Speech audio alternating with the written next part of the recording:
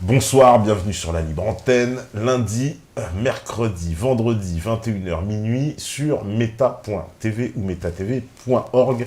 Voilà, comme d'habitude, grand bonjour à la régie, grand bonjour aux modérateurs, grand bonjour à tous les métanautes pour une soirée spéciale. Alors, vous avez initié déjà le concept avec Alain Benajam, c'est face au public, et ce soir, c'est Adrien Abosi. Bonsoir Adrien. Bonsoir, et je m'excuse du retard. Voilà, je viens à l'heure et des fois il y a de la tu es régulation. pardonné avec toutes ces perturbations CGT. Il est vrai. Voilà, on recevait d'ailleurs un élu CGT de la cheminot CGT qui nous a confirmé que la grève est reconduite. Et donc, ah oui, je confirme, ouais. Donc il n'y a pas de souci là-dessus. L'euro, en tout cas, paraît bien parti.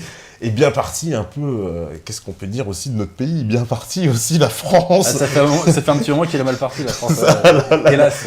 La France, donc, qui est dans un... Alors, depuis que ta dernière venue, justement, sur Meta TV, il y a encore, on va dire, plein de choses qui se sont passées. Ah ouais. L'actualité, de toute façon, elle est plus que riche. Et on voit que l'état général, en tout cas... la situation sur tous les plans économiques, social, elle est en train de se dégrader. Hein. Social, là on est bon, dans les grèves, la loi El Khomri. Alors comment est-ce que tu analyses justement toi un peu toute cette explosion de colère, tous ces mouvements là? Déjà, si tu regardes les choses avec un maximum de hauteur, tu te rends compte que tu peines à trouver dans la société un secteur qui n'aille pas mal. Tu as l'impression que tout part à volo. L'armée, les hôpitaux, l'éducation nationale, le tissu économique, la police, hein, puisqu'on voit oui, bien que la police manifeste. Il y a un grand malaise des policiers pour la haine anti-flic, qui est pour moi d'ailleurs quelque chose, je dirais, de très artificiel, cette haine anti-flic. D'où vient cette fameuse haine anti-flic dont on parle en ce moment? On sait très bien que c'est ce que j'appelle moi la bourgeoisie complexée, c'est-à-dire tous ces groupes d'extrême gauche qui, complexés d'être bourgeois et complexés d'être blancs, essaient de se chercher une radicalité, essaient de se chercher une épaisseur qu'ils n'ont pas. Et donc, ils ont cette haine anti-flic alors que les flics, de fait, ne lui ont rien fait. Et s'ils veulent vraiment avoir la haine contre des gens qui persécutent le peuple au quotidien, qu'ils aient la haine anti-racaille. Parce que, je m'excuse, mais les racailles font 1000 fois plus, 10 000 fois plus, 100 000 fois plus de mal au quotidien à la population française que les flics. Mais la police, on a vu quand même des images choquantes. On voit les policiers frapper des gens, enfin, alors, je veux dire, clairement abusivement dans l'image, il n'y a pas de danger. Tu parles à quelqu'un qui connaît le sujet, puisque moi-même j'ai vu en 2013 des images choquantes, mais de toute façon tu sais qu'il y a des brebis galeuses partout.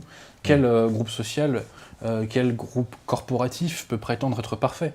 Voilà, donc ce sont des êtres humains. À partir du moment où tu mets le facteur humain dans une situation, t'as de l'imparfait, je veux dire, c'est évident. Donc bien entendu qu'on peut leur faire des reproches. Quel est le principal reproche que je fais moi à la police aujourd'hui? Il est très simple. Si j'étais ministre de l'Intérieur, déjà on rigolerait, hein. Mais si tu veux, l'ordre principal que je donnerais à la police, c'est de démanteler l'économie parallèle.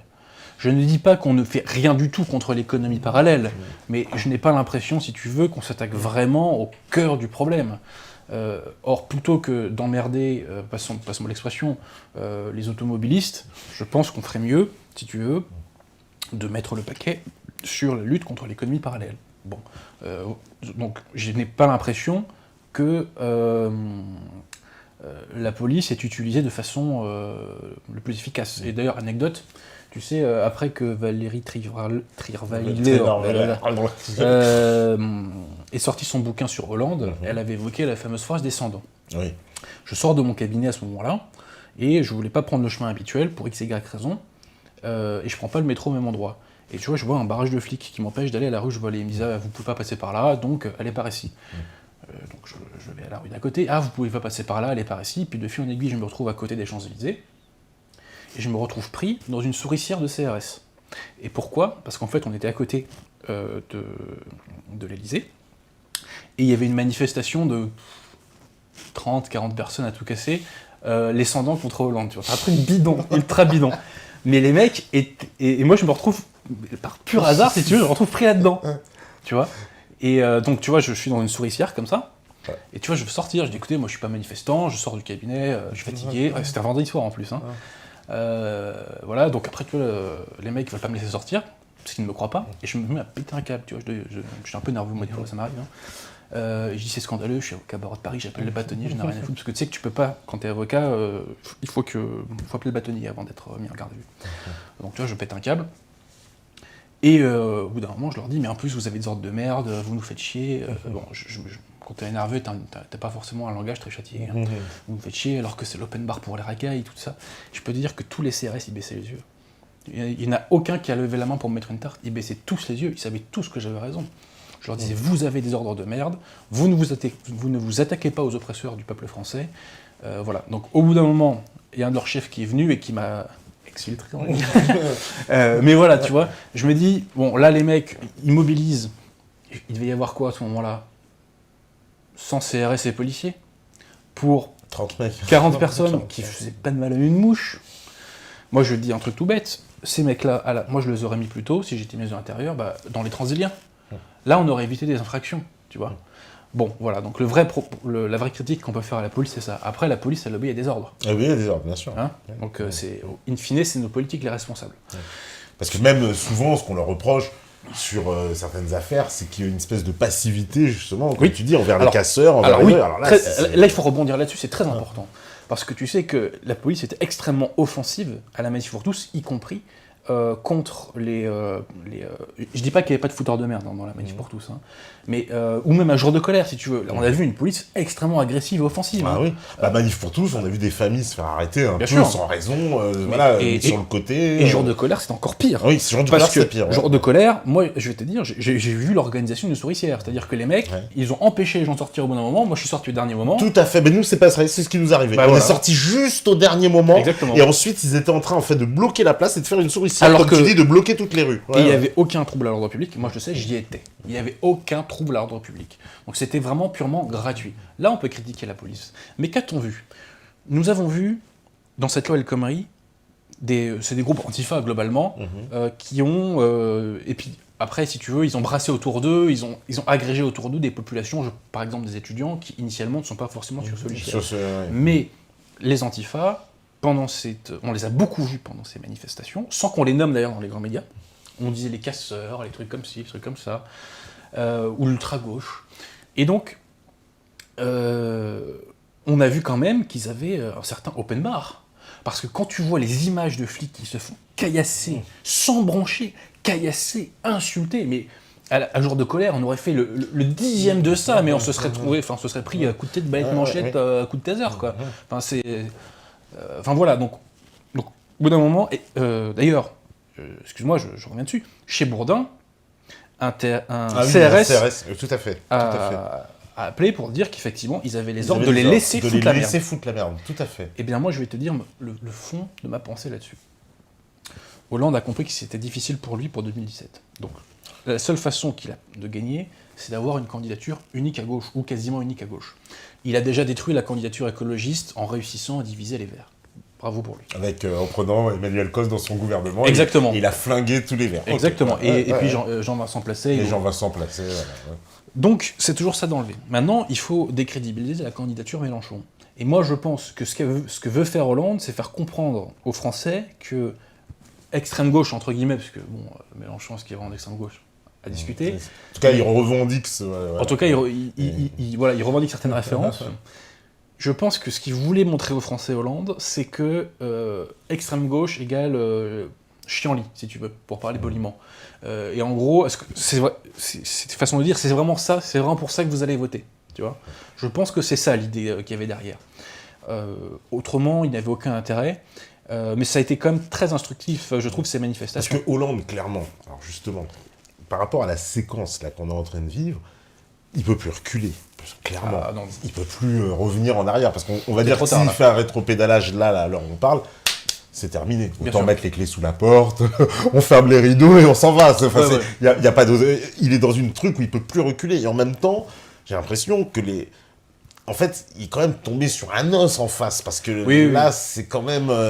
on voit bien que... on accuse la CGT, mais finalement, c'est une espèce de mécontentement général aussi. Quoi. Et même, on a même l'impression que le peuple français cherchait presque le prétexte. Le prétexte, exactement, voilà. Il cherchait le prétexte pour gueuler, tu vois. Pour gueuler, exactement. Sachant que cette loi El Khomri, les mesures les plus choquantes n'ont pas toutes été enlevées. Hein, il y a quand même 2-3 trucs quand même assez chauds. qui pour moi n'apporteront strictement rien à l'économie française. Je pense, tu vois, aux accords de compétitivité. Ça, c'était le terme qu'employait Sarkozy. Quand Sarkozy le proposait, c'était quelque chose de dégueulasse et de nul à chier, pardon pour mon langage. Mais en revanche, quand c'est la gauche qui le fait en mettant d'autres noms, c'est fantastique. Bon. Je crois qu'ils s'est passé les accords offensifs. Voilà, c'est les accords offensifs qui sont pour moi, d'un point de vue juridique, une monstruosité. Mais de toute façon, je ne pense pas qu'il y en a beaucoup qui seront signés. Mais je vais te synthétiser très simplement la loi El Khomri. La loi El Khomri, selon ses opposants, c'est vraiment un truc qui va détricoter le code du travail, on va redevenir des esclaves. Et du côté des partisans, on nous dit c'est fantastique, c'est la modernisation du code du travail, vous allez voir, ça va booster l'économie. Rien du tout. Pourquoi ? Parce que l'immense majorité des mécanismes juridiques prévus par la loi El Khomri sont subordonnés à des accords d'entreprise. Or, qui dit accord d'entreprise dit que de fait, 80% des sociétés françaises ne seront pas concernées par cette loi. Voilà. Tout simplement parce qu'il n'y a pas de représentation syndicale. Alors, la loi Rebsamen... Oui, parce qu'ils ont repoussé aussi les quotas pour la représentation syndicale. Alors, justement, la loi Rebsamen... Alors ça, c'est encore notre problème. Mais disons que la loi Rebsamen, en août dernier, avait... Comme quoi, là, tu vois, le truc venait de loin. La loi Rebsamen avait, je dirais, libéralisé la négociation collective. Ouais. Ce qui n'était pas forcément une mauvaise chose d'ailleurs, soit dit en passant. Et la plupart des gens sont pour. Moi, même avec le représentant CGT, je lui dis, mais les gens sont plutôt pour qu'on inclue un peu de démocratie dans l'entreprise, entre guillemets. Alors là, la loi El Khomri dispose que un accord d'entreprise, pour être majoritaire, désormais, doit être validé par 50% des salariés. Moi, j'ai envie de dire une chose simplement. Si vous faites confiance aux syndicats, si vous faites confiance à la responsabilité des salariés, je ne vois pas en quoi c'est choquant. Alors, pour être tout à fait franc, moi, je suis allé à quelques conférences organisées par l'Ordre du Barreau là-dessus, et ce que disaient les DRH divers et variés, c'est qu'eux, ils n'étaient pas forcément pour le 50%, parce que ça les clivait. Et que parfois, si tu veux, un accord, c'est pas de façon manichéenne, généralement, qu'on arrive à mettre en place un accord d'entreprise. Mais j'y reviens, cette loi El Khomri, in fine, ne concernera qu'un nombre très restreint d'entreprises. Et la tartufferie suprême de cette loi El Khomri, c'est quoi ? C'est qu'on s'attaque au code du travail, alors que, je vais être très franc avec toi, le code du travail, il pourrait être facilement amélioré par des petites mesures par-ci par-là. Mais à tout casser, tu gagnes 300 ou 400 000 emplois, pas plus.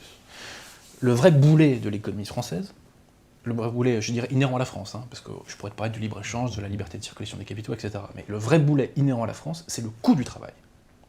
Et pourquoi on ne s'attaque pas au coût du travail ? Parce que si tu t'attaques au coût du travail, tu t'attaques à l'immigration. Parce qu'on sait très bien que l'argent qu'on demande, ou que la sécurité sociale, l'URSSAF, le RSI nous prennent, c'est en grande partie pour acheter la paix sociale, que je me permets d'appeler, la paix ethnique parfois.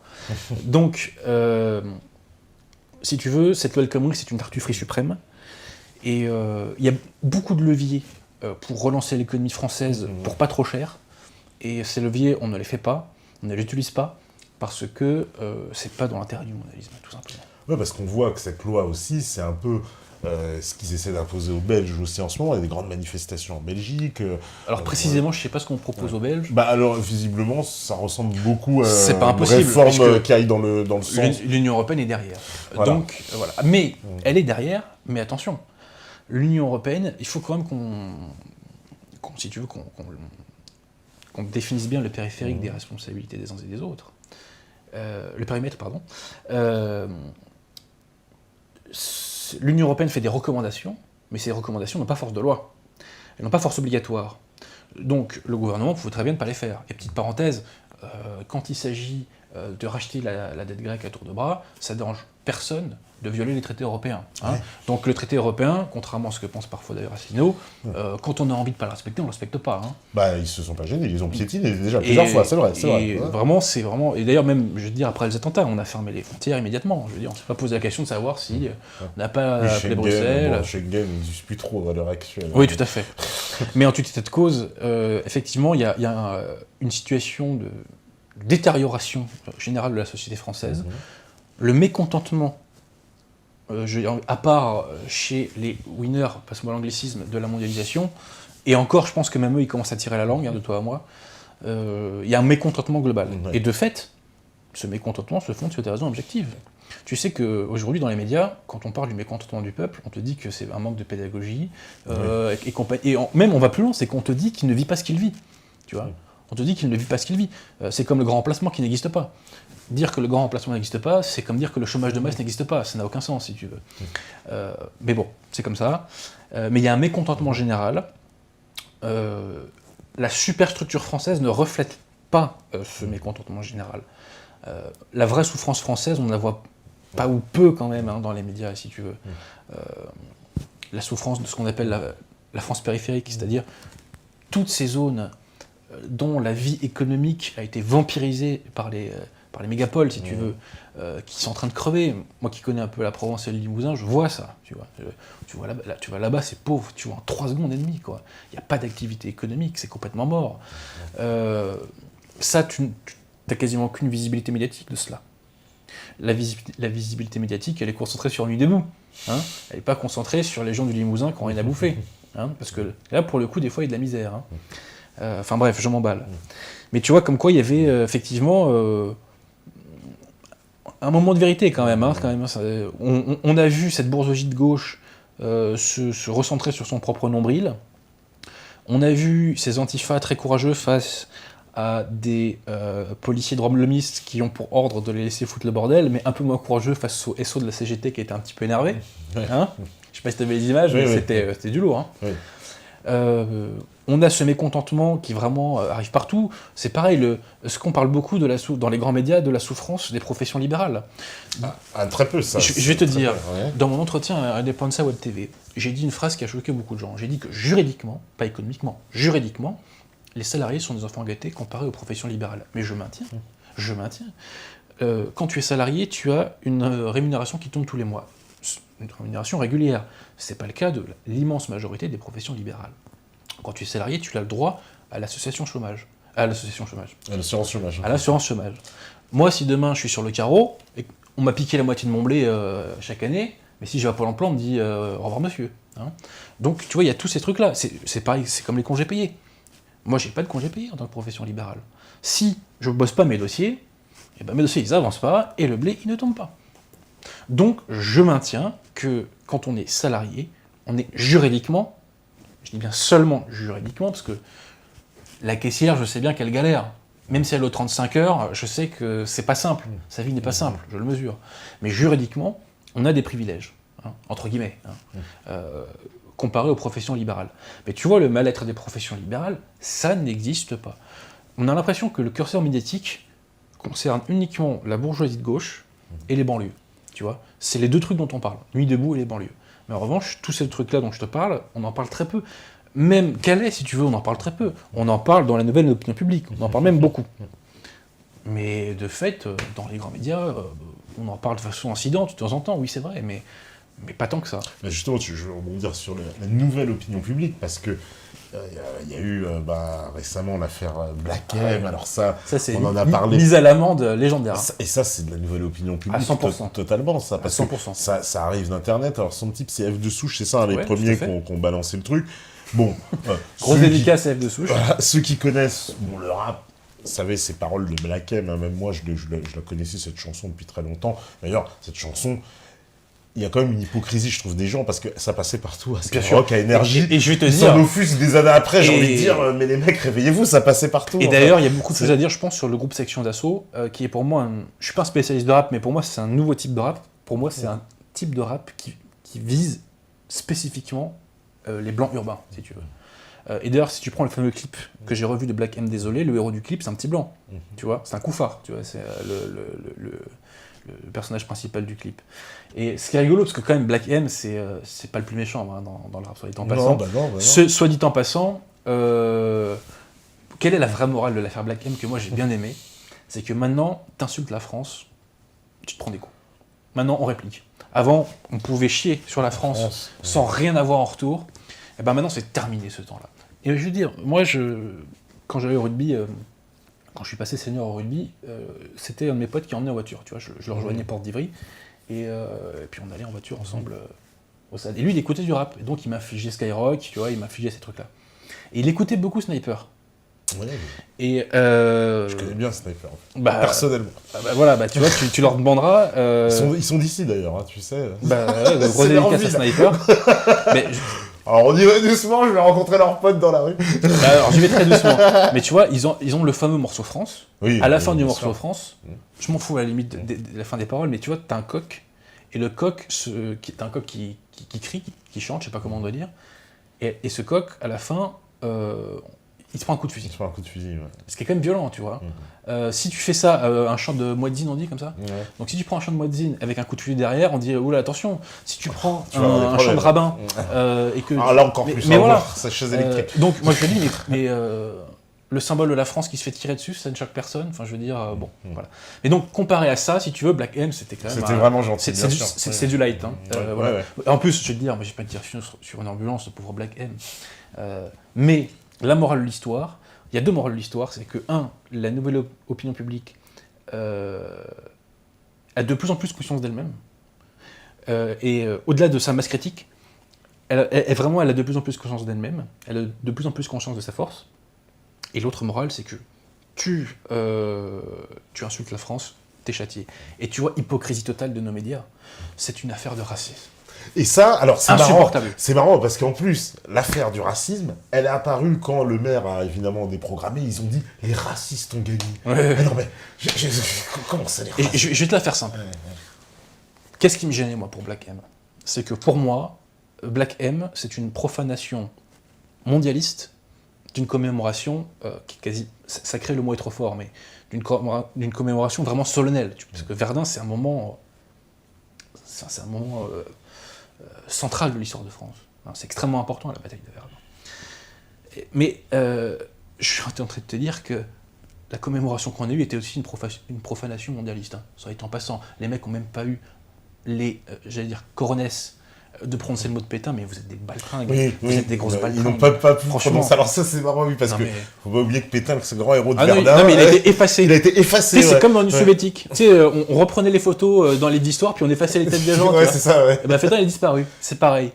Ouais, parce qu'on n'a pas voulu mentionner son nom. Mais je vais dire une chose, à la limite, s'ils avaient vraiment voulu avoir un rappeur noir, ils auraient pu appeler Topa.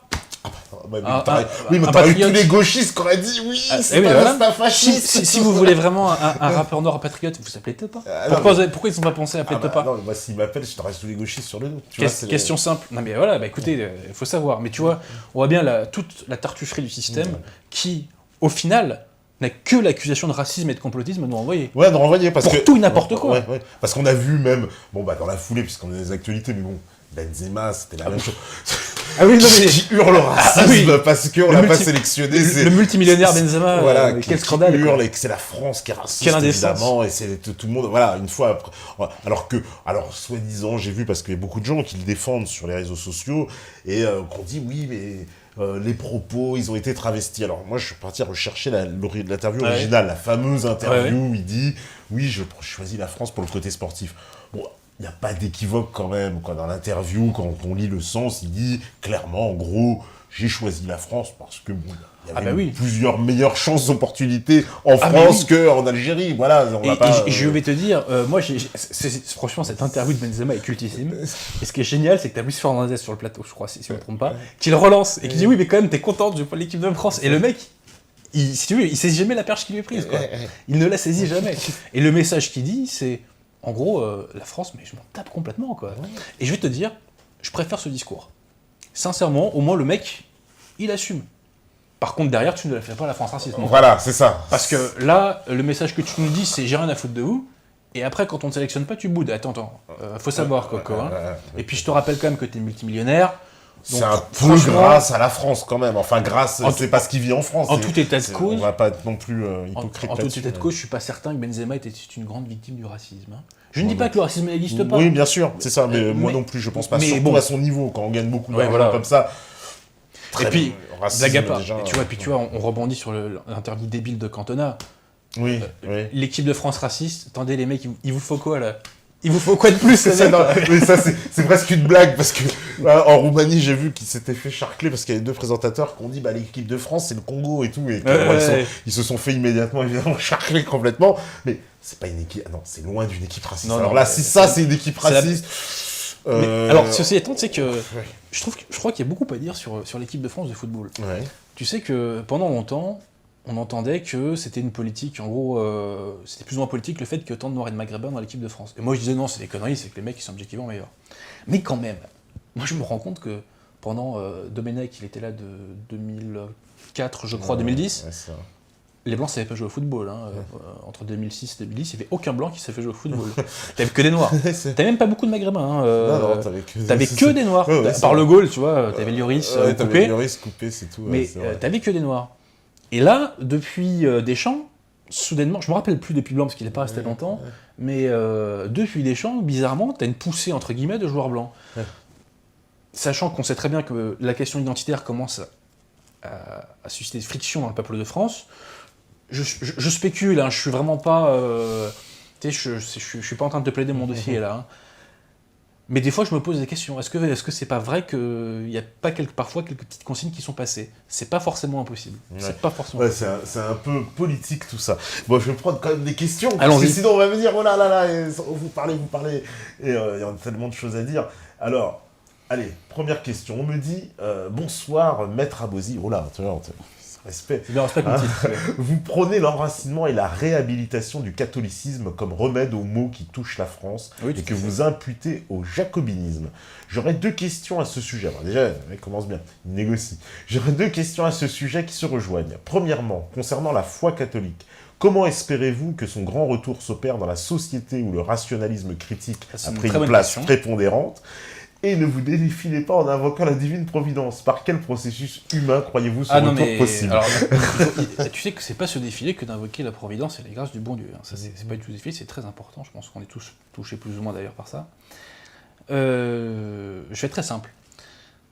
Si je ne me trompe pas, en 1905, quand on a voté la loi de séparation entre l'Église et l'État, si je ne me trompe pas, il y a un abbé qui était élu à l'époque député, qui a dit « Vous n'allez pas au bout de votre logique, mais la société ira au bout. » Et à l'époque, ça a pu ne pas choquer grand monde, la laïcité, parce qu'on n'en mesurait pas les conséquences pratiques.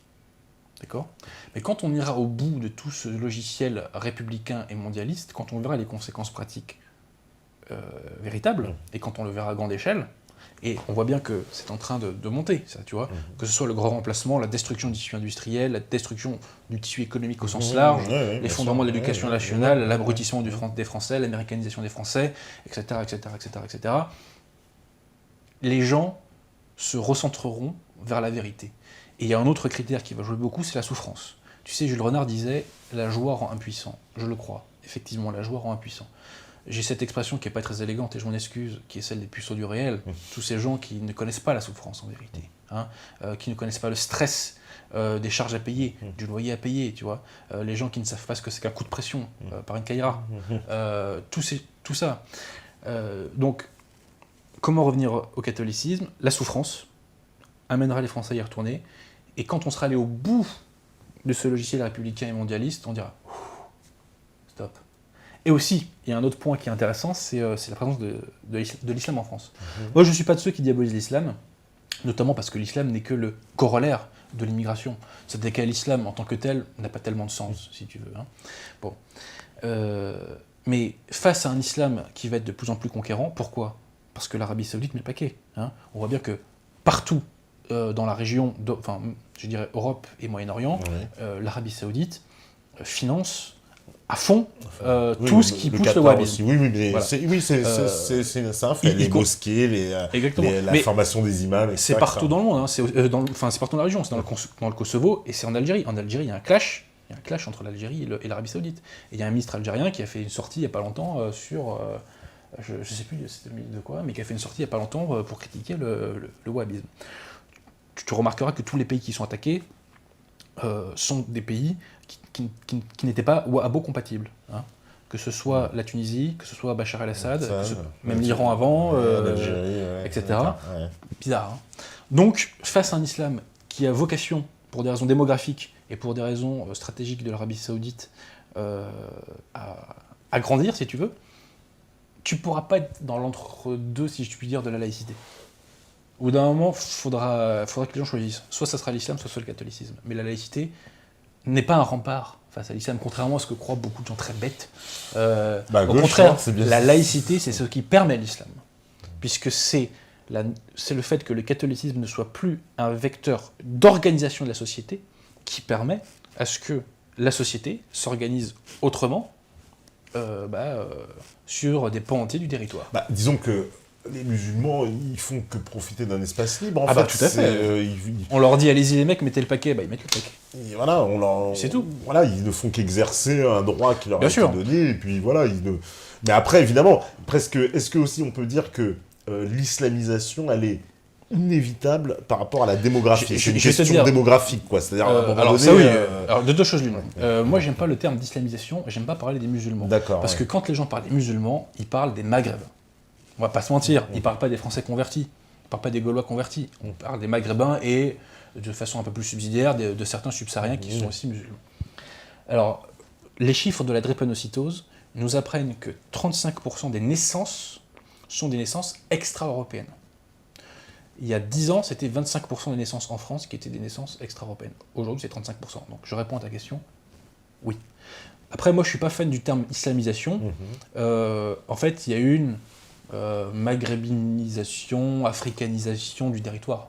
Mais c'est pas pour autant que les cultures traditionnelles africaines débarquent en France. C'est une espèce de goulbi-boulga, un peu de culture française, beaucoup de culture africaine, un peu de culture américaine, un peu d'islam. Enfin, tu vois, c'est vraiment une culture spécifique qui est en train de naître, dont d'ailleurs, je pense, on n'a pas trouvé le nom véritable encore.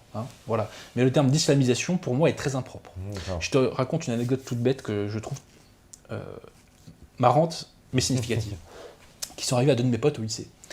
Ils étaient deux devant mon lycée, arrive une bande de racailles. Donc tu vois, les mecs qui sont 5-6, donc 6 contre 2, on peut les embrouiller, classique.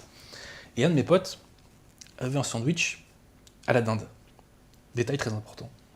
Donc mes potes se font embrouiller, et puis à un moment, t'as une Kaira qui prend son sandwich. Donc il lui vole, il lui prend son sandwich, tu vois.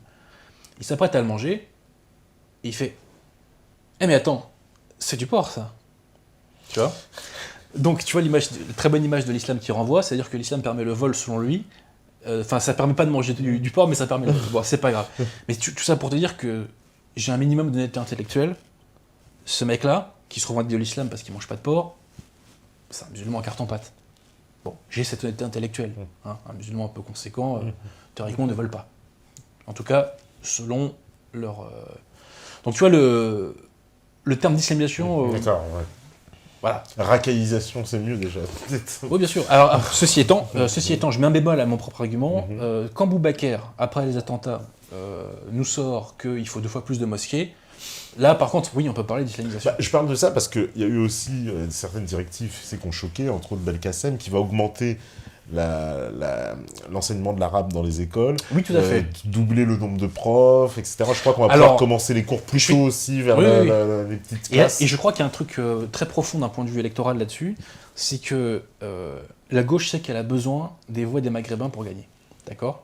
Mais elle sait aussi qu'elle a perdu en grande partie des voix des Maghrébins à cause du mariage pour tous et à l'époque avec l'affaire Dieudonné, si tu veux. Avec l'affaire Valls-Dieudonné.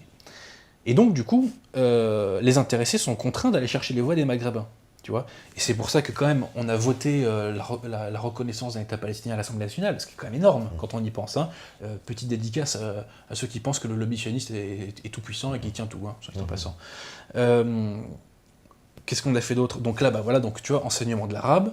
Valls revient sur sa fameuse déclaration « Je suis éternellement lié à Israël ». Tu as vu ? Ah, j'ai pas vu. Chez Aziza, il a dit « Ah mais oui, mais ce que je voulais dire par là, tu sais que la phrase originale c'est par ma femme. » Oui, par ma femme. Donc c'est par ma femme. Et là, il transforme le truc, tu vois, le toupet, quoi. Le mec te dit « Ah mais oui, mais c'est parce qu'en fait, Jérusalem, c'est la religion des 3 monothéismes, et donc nous, en France, comme on a du catholicisme, de l'islam et du judaïsme, c'est pour ça que je suis éternellement lié. » Non mais quel tartuffe, mec. Mais franchement... D'accord, belle pirouette. Ceci étant très bon, les comiques, très très bon. Mais tout ça étant... Le fond de tout ça, moi je pense que c'est que la gauche Elle veut récupérer un peu les voix. Elle veut récupérer les voix des Maghrébins. Tu sais quoi, qui va dans le sens de ce que tu dis, parce que, je sais pas si tu as remarqué, le gouvernement, on est en pleine crise, mais il fait un peu une distribution en ce moment à certains secteurs cibles. Tu peux le dire. Voilà, les fonctionnaires. Les fonctionnaires, t'as vu, on a augmenté les profs, on a augmenté les machins, etc. On va des catégories par catégorie en essayant de rattraper les voix. Et j'ai vu, alors très intéressant, aujourd'hui qu'ils ont repassé encore une mesure, cette fois à destination population des gens de l'outre-mer qui pourront bénéficier en fait des congés bonifiés, les fameux congés bonifiés, pour le moment, qui n'étaient valables que pour les gens qui habitaient en fait en métropole et qui venaient des Antilles, de la Réunion, etc. et qui avaient le droit tous les 3 ans, je crois, on rembourse en fait le billet d'avion pour aller là-bas. Et bien maintenant, ça pourra aussi marcher dans l'autre sens. Eh bien, tu me l'apprends. Ça pourra marcher donc des Antillais et des Réunionnais qui pourront venir en France à leur tour et être remboursés. Tu me l'apprends, je l'ignorais. Bah voilà. Mais ça va dans la démarche de faire en ce moment les petits cadeaux un peu partout parce qu'on a du mal. Tout à fait, ouais. Voilà, donc petits cadeaux en plus. Donc, on voit ce que c'est la démocratie. Hein.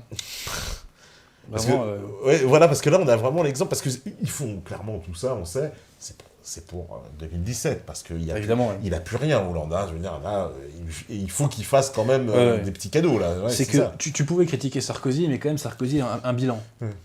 Négatif, il avait un bilan. Hollande, à part le mariage gay, qu'est-ce qu'on va retenir, quoi? Franchement, qu'est-ce qu'on va retenir de Hollande, quoi? Peut-être les mêmes conneries, mais qui s'annoncent ce qu'on va retenir de Hollande, c'est le Hollande sécuritaire, moi, je pense. D'ailleurs, on ne l'attendait pas sur ce terrain-là, on a oui, ça c'est vrai, ouais. Mais au final, ce qu'on retiendra, c'est l'état d'urgence, le côté tu vois, policier, sur les renseignements. On n'a jamais été autant, on va dire, dans cette séquence-là, justement, très, très policière. Pire que sous Sarkozy. On n'aurait pas pensé que c'est vrai, à la limite, c'est vrai que Sarkozy, qui s'était fait on va dire quoi, c'était la tête de proue, Sarkozy, sécuritaire, tout sécurité, et Hollande... C'était un peu du blabla. Mais c'est vrai que, si tu veux... paradoxalement, le quinquennat Sarkozy va passer pour un âge d'or des libertés, y compris sur Internet.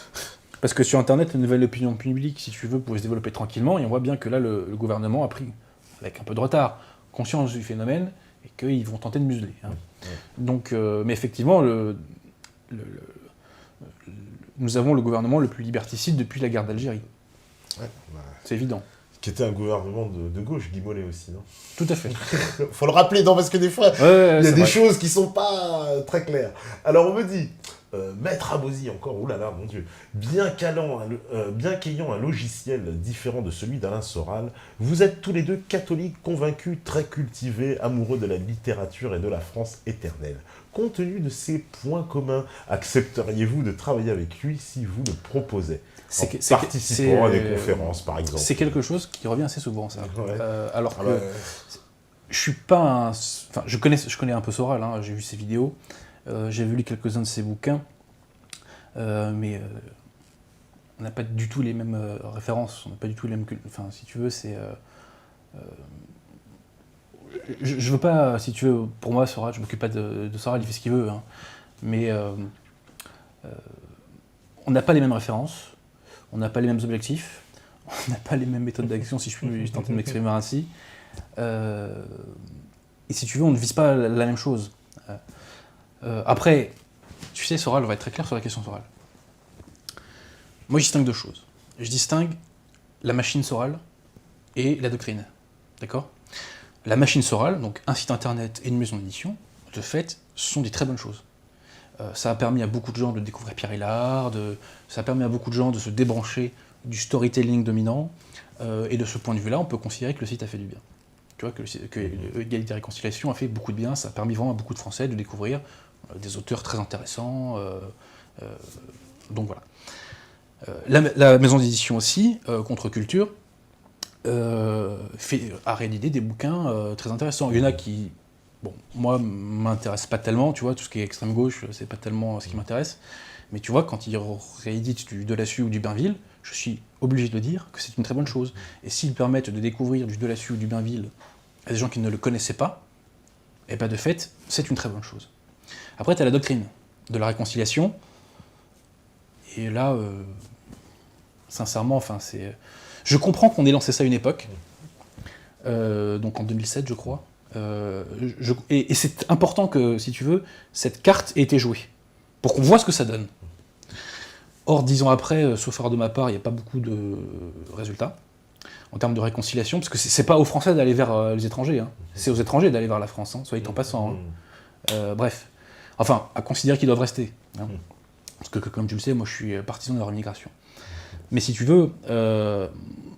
Bon, moi, la réconciliation, j'y crois pas une seconde. Hein. Ouais, t'y crois pas. Non, mais j'y crois pas une seconde. C'est que j'ai trop pris le transport en commun pour y croire. C'est tout. Donc, pour revenir à Soral, on n'a pas vraiment les mêmes références, puisque moi je suis plutôt, si tu veux, dans un logiciel gauche-droite à l'ancienne.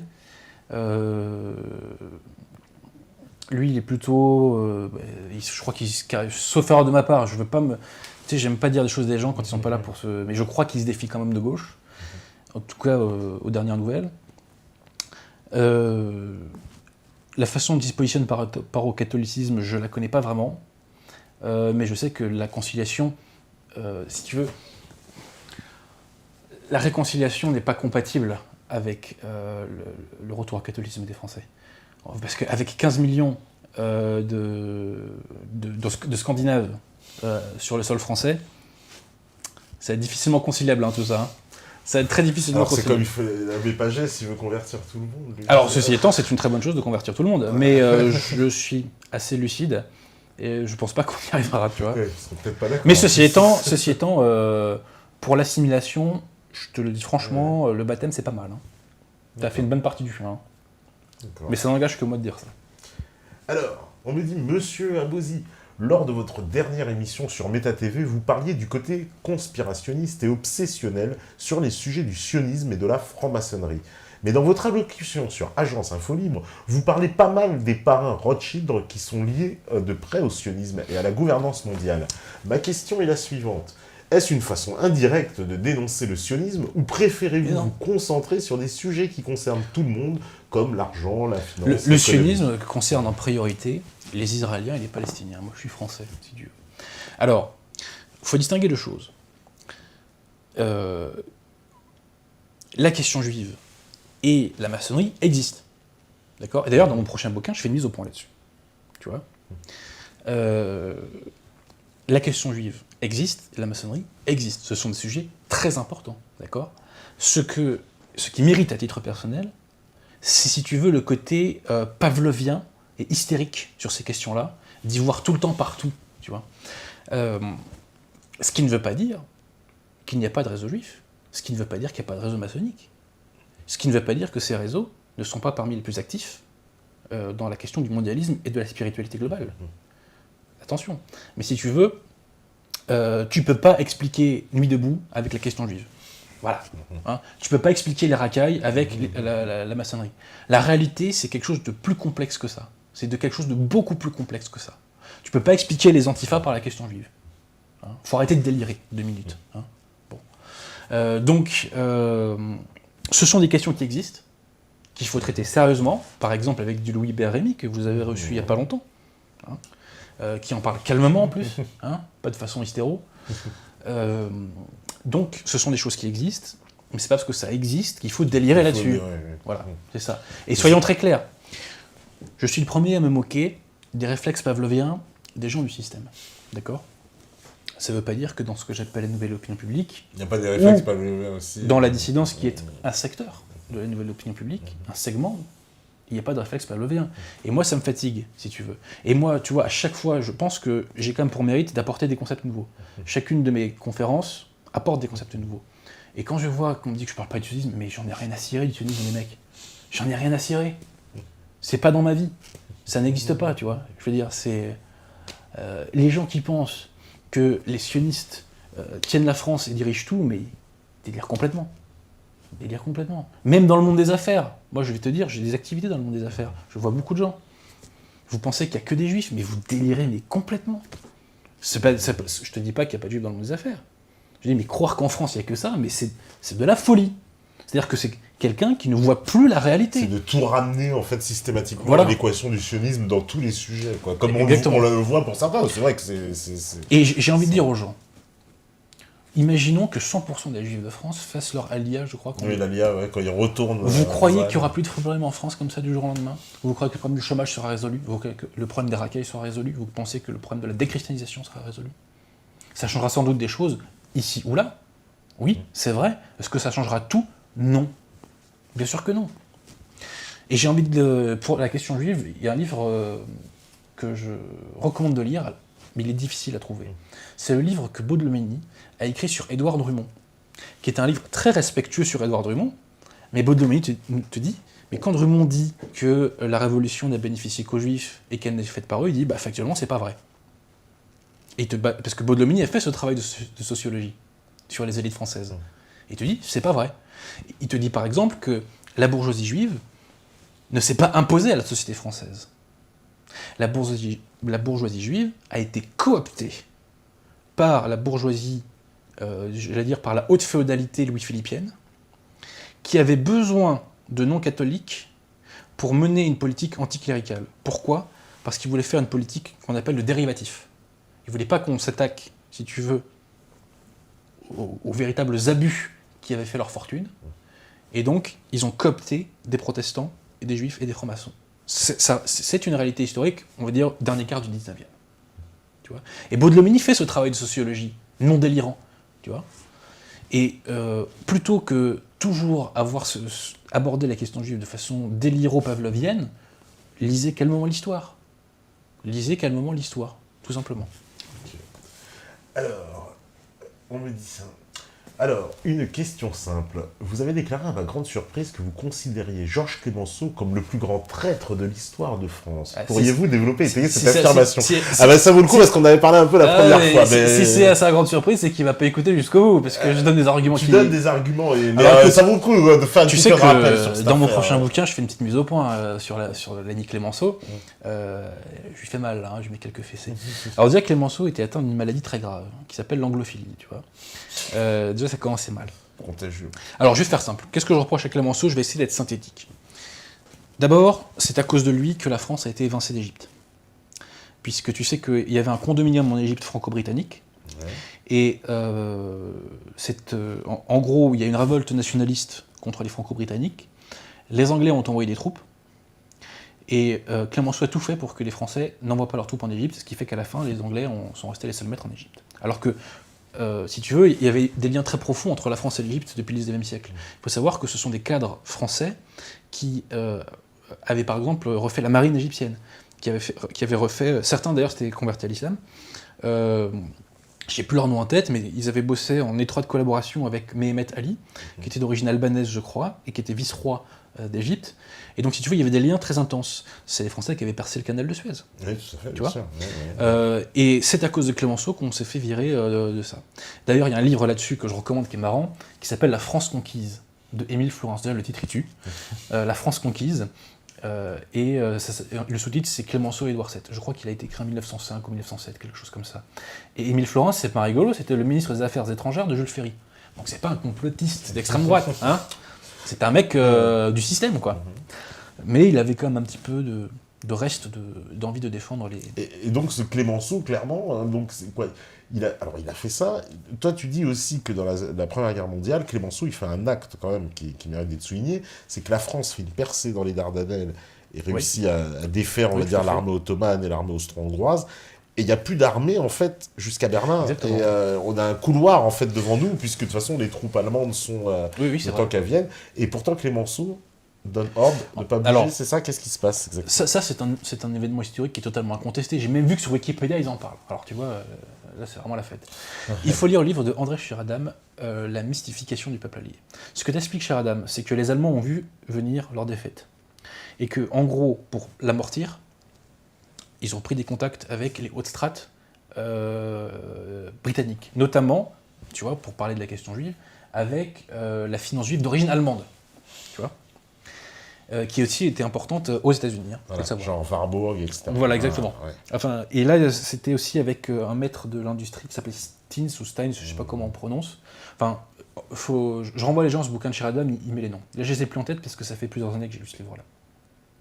En gros, c'est ça l'idée. Donc, tu vois, c'est que la victoire française ne doit pas être totale.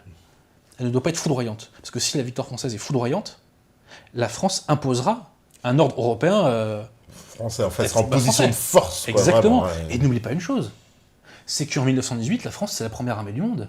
Les Américains se battent avec du matériel français. Et les troupes américaines ne sont pas des troupes aguerries. Hein. Tu sais que Foch a été très déçu dans un premier temps par les troupes américaines qui ne savaient pas se battre. Hein. C'est pas calomnie ce que je dis, hein. C'est factuel. Nous sommes la première armée au monde à ce moment-là. Et on peut réimposer vraiment un ordre français. Et donc, les anglo-saxons ont ça en tête, ils le devinent très bien. Hein. Je précise aussi que quand il y a eu l'offensive en Picardie, en mars 18, c'est parce que Pétain a envoyé, je crois, 22 divisions françaises que les Britanniques ont tenu le coup. Donc il y avait une dépendance militaire des Britanniques par rapport aux Français. Je reviendrai un jour parler de 14-18 ici. Ça pourrait être très bien. Il y a des baudruches républicaines à dégonfler en parlant de 14-18. Et donc, te disais-je, donc, les anglo-saxons veulent une victoire française qui soit la moins foudroyante possible. Et donc, fait extraordinaire, en septembre, mi-septembre 18, les troupes alliées, menées par François d'Espéré, percent le front germano-bulgare. Et en plus, en face, l'empire austro-hongrois se décompose. Il faut savoir que le ministre hongrois de la guerre, je crois, a demandé aux troupes de mettre bas les armes. Donc il y a une décomposition de l'empire austro-hongrois. Donc ça veut dire que là, on peut foncer sur Berlin. On peut aller occuper l'Allemagne, pour des choses simplement. Une Allemagne extrêmement affaiblie. Une Allemagne au bord de la Révolution. Une Allemagne exsangue à cause du blocus. Donc là, vraiment, on peut les atomiser. Et je précise que pendant 4 ans, pendant toute la guerre, l'action française a milité pour le démembrement de l'Allemagne, soit en passant. Donc tu mets tout ça bout à bout. Tu dis que les Français, s'ils sont un petit peu trop énervés, ils vont démembrer l'Allemagne. Tu vois ? Et donc François d'Espéré supplie le gouvernement de lui donner l'ordre de foncer, et à 2 reprises, on lui dit « non, vous n'y allez pas ». Voilà. Et c'est Clémenceau qui lui dit « non, vous n'y allez pas ». Et ça peut aller que dans l'intérêt britannique, parce qu'il n'y a évidemment aucune raison dans l'intérêt français de ne pas y aller, en fait. Et allemand. Parce qu'en plus, ça met fin à la guerre, et on va dire, on est les grands vainqueurs. Ça veut dire, oui. C'est le coup de... Si tu veux, c'est la plus grande victoire française, voilà, mais depuis très longtemps. Depuis très longtemps, ouais. Franchement, depuis très longtemps. Et donc voilà, tu vois, donc, surtout ça a sauvé l'unité de l'Allemagne, parce que si on avait pu... Enfin, ça n'a peut-être pas sauvé l'unité de l'Allemagne, mais en tout cas, ça nous a empêché de prendre la Rhénanie. Ouais. Parce que tu sais que Foch voulait annexer la Rhénanie. Ouais. Ce que ne voulaient à aucun prix les anglo-saxons d'ailleurs. D'ailleurs, voilà, il paraît que les Anglais ne voulaient pas, ils ne voulaient pas entendre parler de ça. Et pourquoi, cher ami ? Parce que la Rhénanie, c'est une région les plus riches d'Europe, et les plus industrielles d'Europe. C'est un des plus grands poumons de l'Allemagne. Et petite parenthèse, si Hitler n'avait pas eu le poumon industriel rhénan, il n'y aurait pas eu d'Wehrmacht. Il n'y aurait pas eu de Wehrmacht. Donc là, Clémenceau a commis un acte pour moi incalculable. Est-ce qu'il l'a fait par bêtise ou est-ce qu'il l'a fait par trahison ? Je serais tenté de te dire, ça revient en même. Tu vois ? Ensuite, si tu veux, je te parlais de la Rhénanie. L'armée française a occupé la Rhénanie après la guerre pendant plusieurs années. Clémenceau a tout fait pour, savonner la planche de l'autonomisme rhénan que Mangin, le général Mangin, qui était présent, faisait tout pour stimuler. Et les Rhénans, les industriels rhénans, nous faisaient des appels du pied pour qu'on fasse des unions douanières, etc. Pas forcément pour s'attacher à la France, mais en tout cas pour qu'ils soutiennent l'autonomie. Et ben, ça n'a jamais été soutenu par Clémenceau. Et Clémenceau, quand Lloyd George lui a dit « tu rappelles Mangin parce que là, il est en train de trop défendre les intérêts de la France », même s'il n'a pas dû dire ça comme ça, Clémenceau l'a rappelé. Et Clémenceau, dans son ouvrage « Grandeur et misère d'une victoire », qu'il a écrit en 29, donc juste avant de mourir. Pourquoi ? Parce que Foch avait égratigné Clémenceau dans ses mémoires. Et donc en fait, c'est une réponse à Foch, ce livre-là. Et Clémenceau, dans cet ouvrage, raconte qu'après la guerre, il a beaucoup voyagé, et que, en voyageant, il est retombé un moment sur Lloyd George. Je ne sais plus si c'est en Angleterre ou ailleurs. Et Lloyd George lui dit comment vous allez, comment ça se passe pour vous ? Et il lui dit fort mal depuis que j'ai compris que dès que l'armistice a été signé, vous êtes redevenus les ennemis de la France, ou un truc comme ça. Et Lloyd George lui dit mais c'est notre politique traditionnelle. Et j'ai envie de dire Clémenceau, mais t'as attendu 1918 pour le capter, ça ? Ou même t'as attendu ton voyage pour le capter ? Non mais franchement. Et puis je peux continuer. C'est pareil, le pétrole de Mossoul. Si tu connais les accords Sykes-Picot. Oui, les fameux accords qui vont se partager le Proche-Orient, la France et l'Angleterre. Exactement, donc Total est à l'origine de ça. Je veux dire, à l'origine de Total, c'est tout ça. D'ailleurs, petite parenthèse, c'est un descendant de Giscard, l'ami Picot, soit dit en passant. Et là, je renvoie les gens, s'ils veulent une sociologie sérieuse des élites françaises, je renvoie les gens aux ouvrages de Baudelomini, notamment dans Les Glorieux de la décadence, il explique les origines de Giscard. Bref. Et donc, selon les accords Sykes-Picot, on avait le pétrole de Mossoul. Donc, tu vois, quand même, une source financière costaud. Et Clémenceau va à Londres, je crois, en 19, et il dit à Lloyd George qu'est-ce que vous voulez, et il lui dit je veux Mossoul, et Clémenceau lui dit vous l'avez. Et on a le témoignage du secrétaire, je crois, de mémoire de Lloyd George. Donc tu vois, tu as beaucoup de choses comme ça qui font qu'au bout d'un moment, ça devient du lourd. Et puis il y a le livre qu'on avait traité ici avec Pierre Hillard, là, de Carol Quickley, qui parle beaucoup de l'histoire secrète de l'oligarchie anglo-américaine. Et il y a le fameux groupe de mineurs, et dedans c'est très intéressant parce qu'il fait référence à ça, et il parle du traité de Versailles, et il dit qu'il faut absolument empêcher les Français de prendre le dessus, parce que l'Angleterre ne doit pas avoir une France forte sur le continent. C'est-à-dire qu'il faut qu'ils soient forts, mais pas... Voilà, il faut les contenir. Et tu sais que, selon l'historiographie républicaine, Clémenceau a été dur, il a défendu vraiment durement les intérêts de la France, alors qu'en fait, rien du tout. Rien du tout. Et quand tu penses que la France a eu 1,5 million de morts, quand tu penses qu'on a eu 1/12 du territoire complètement ravagé, quand tu penses qu'on est la première armée du monde à ce moment-là, excuse-moi, avoir que l'Alsace-Lorraine, c'est quand même pas un truc de fou, hein, sincèrement. Ouais, et puis en plus, ça n'a pas assuré la sécurité de la France. Oui, puisque c'est reparti 30 ans après. Exactement. Donc c'était pas... Exactement. Parce que comme te le dit Bainville, à partir du moment où l'Allemagne conserve son unité, c'est un grand pays, hein, les Allemands, hein, c'est pas des guignols, hein. À partir du moment où l'Allemagne conserve son unité, elle est une menace pour la France. Voilà, c'est tout. Bon bah, on va faire la petite pause, je pense que ça, c'est l'heure, c'est parfait, on me dit. Et puis on va reprendre le cours des questions, comme d'habitude, sur Méta TV. À vous la régie.